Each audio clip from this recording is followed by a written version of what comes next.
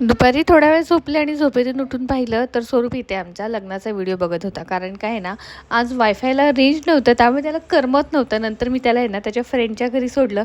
तिथे मुलं बघा अशी ॲक्टिव्हिटी करत होते आणि एवढं सुंदर छान असं त्यांनी डेकोरेशन केलं होतं. तर नेक्स्ट ब्लॉगमध्ये मी तुम्हाला पूर्ण कंप्लीट झाल्यावरती दाखवणारच आहे. आता वायफायला रेंज नव्हती म्हणून आहो पण बोलले, तू काय करते, स्वयंपाक करायला घेते, तर मला पण आज शिकव म्हणून ते आले. म्हटलं आता काय माझ्या किचनचं खरं नाही आहेस, राडा करून ठेवतायत का काय आणि किती वेळ लागतोय काय माहिती.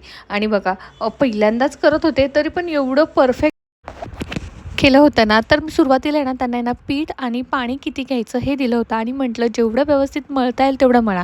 मी तर त्यांना असं म्हटलं होतं, तुमचा कोणाचा राग असेल तर तो पिठावरती काढा. ते बोलले तुझ्यावरतीच राग आहे. मग काय पीठ एवढं व्यवस्थित मळलं ना, त्यामुळे भाकरी देखील छान अगदी परफेक्ट झाल्या होत्या. तर मला असं वाटतं की कोणीही असू दे, मुलगा किंवा मुलगी, त्यांनी ना प्रत्येकाने स्वयंपाक शिकला पाहिजे. निदान आपलं पोट भरेल एवढं तरी आपल्याला स्वतः स्वयंपाक आला पाहिजे. कारण का बघा, लॉकडाऊनसारखा वगैरे कधी असा काळ आला तर आपण आहे ना कुठल्याही गोष्टीत कमी असलं नाही पाहिजे. तर व्हिडिओ जर आवडला असेल तर प्लीज लाईक, शेअर